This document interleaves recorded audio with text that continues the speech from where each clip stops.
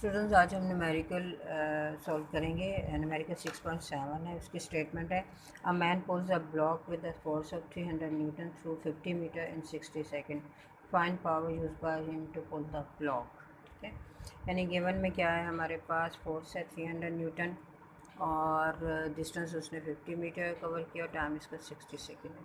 हमने फाइंड करनी है पावर। ठीक है, तो पावर का फार्मूला हमने लगा दिया P = W/T, और लेकिन यहाँ जो है वर्क जो है वो किसके इक्वल होता है, F/S डिवाइडेड बाई T। ठीक है,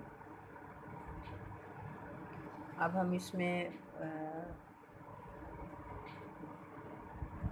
अब हम इसमें वैल्यूज पुट करेंगे। तो फोर्स का क्या है, फोर्स कितनी है 300, ठीक है, और S कितना है 50 और टाइम कितना है 60। ठीक है, ये हम वैल्यूज लगाएंगे और यहाँ से अगर हम देखें तो इसको इससे कैंसिल कर दें, 6 5 ये 50। ठीक है, तो इन दोनों को मल्टीप्लाई करेंगे तो हमारे पास क्या आ जाएगा 250 वॉट। पावर कितनी आ रही है 250 वॉट। ठीक है, तो रिज़ल्ट हम क्या लिखेंगे, द पावर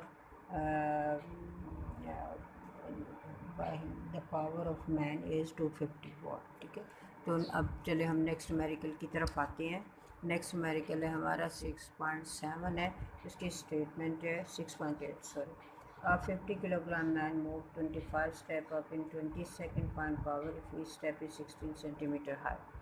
यानी एक मैन है, उसका वेट जो है वो 50 किलोग्राम है और वो जो स्टेप्स हैं स्टेयर्स की 25 स्टेप्स 20 सेकंड में ऊपर जाता है, और उन्होंने एक स्टेप की जो हाइट है वो भी बता दी 16 सेंटीमीटर। ठीक है, यानी मैस 50 kg है और टाइम उसने कितना लिया 20 second. Height of one step 16 centimetre से हम बेस यूनिट में यूज़ करेंगे, कन्वर्ट करेंगे 100 से डिवाइड करेंगे 0.16 मीटर।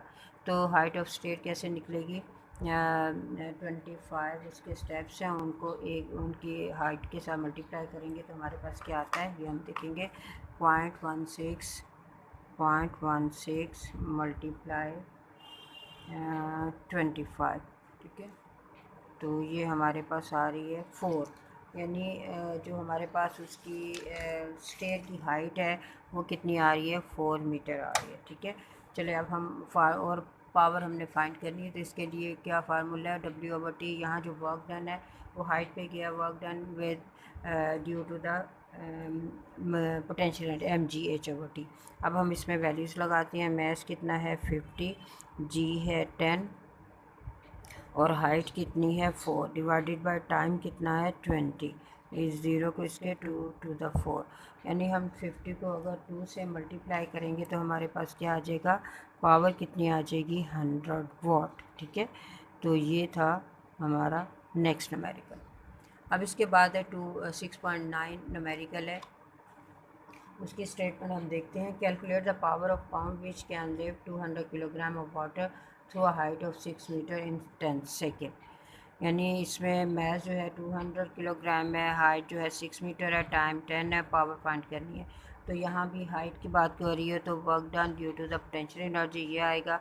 तो इसमें वैल्यूज जो है, मैस है 200, G 10 है और हाइट कितनी है 6 डिवाइडेड बाय 10। ज़ीरो को इससे कैंसिल कर दे तो आपके पास आंसर क्या आ जाएगा 1200 वॉट। ठीक है, तो पावर क्या आ रही है 1200 वॉट। ठीक है, तो अब इसके बाद अब हम लास्ट न्यूमेरिकल देखेंगे कि उसकी स्टेटमेंट क्या है। सॉरी, लास्ट जो हमारा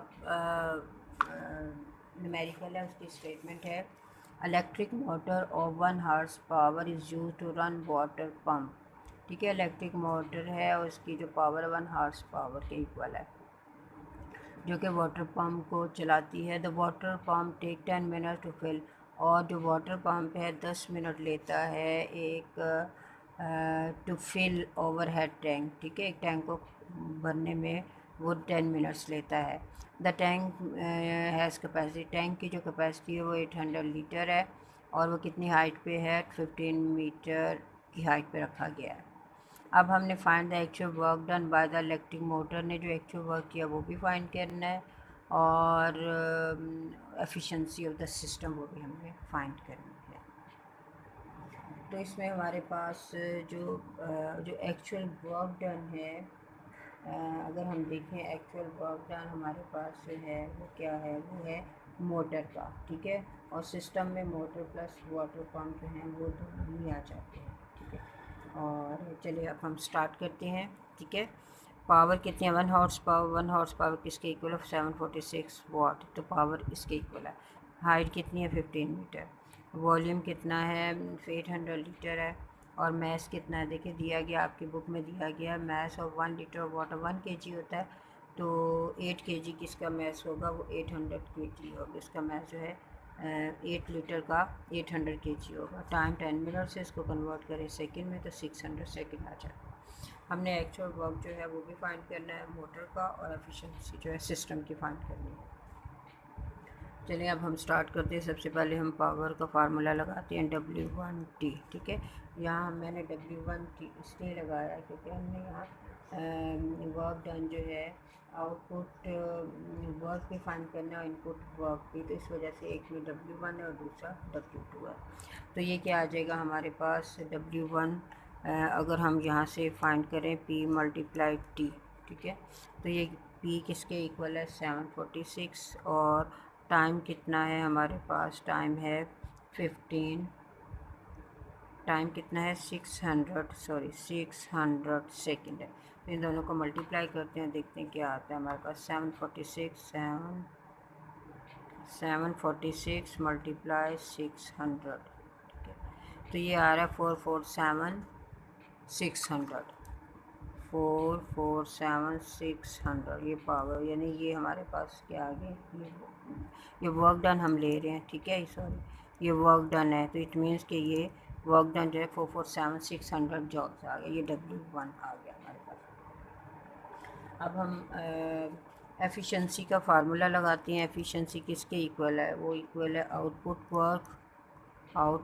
work divided by input work multiply 100%, ठीक है, ये हमारे पास आएगा। अब हमने क्या फाइंड करना है, अब हमने W2 भी फाइंड करना है। W2 क्या है, वो है F इंटू एच, यानी इसमें हमारे पास क्या आ जाएगा, फोर्स जो है वो इसके इक्वल है mg के, और ये इसका h, तो इसमें हम वैल्यूज़ लगाते हैं। मैस कितना है 800, g 10 है, और हाइट कितनी है 15। इन तीनों को हम मल्टीप्लाई करते हैं, 800 मल्टीप्लाई 150, ठीक है, तो ये आ रहा है 120,000 जॉल, यानी ये वर्क डन जी आ गया हमारे पास, ठीक है। अब हम इसमें इक्वेशन में अब हम लगाते हैं, वैल्यूज़ पुट करेंगे, ठीक है, तो हमारे पास क्या आ जाएगा, एफिशिएंसी क्या आ जाएगी, efficiency is equal to output divided by, यानी 120,000 डिवाइडेड बाय 447 600 मल्टीप्लाई 100%, ठीक है। ये जो हमने 120,000 जॉल्स निकाला है वो क्या है हमारा, वो हमारा आउटपुट वर्क था, ठीक है। और जो हमने 447 से, वो हमारा क्या था, इनपुट वर्क था, ठीक है, ये हमारे पास। अब इसको हम डिवाइड करके देखते हैं क्या आता है हमारे पास। 120,000 डिवाइडेड बाय 447 600, ठीक है, 447, तो ये आ रहा है आपके पास, आ रहा है 26 और मल्टीप्लाई 100, तो ये आ रहा है 26.8, ठीक है, क्या आ रहा है 26.8%, यानी एफिशिएंसी जो है हमारी इसके आ रही है। तो ये था हमारा आज का लास्ट न्यूमेरिकल। अल्लाह हाफिज़, स्टे होम।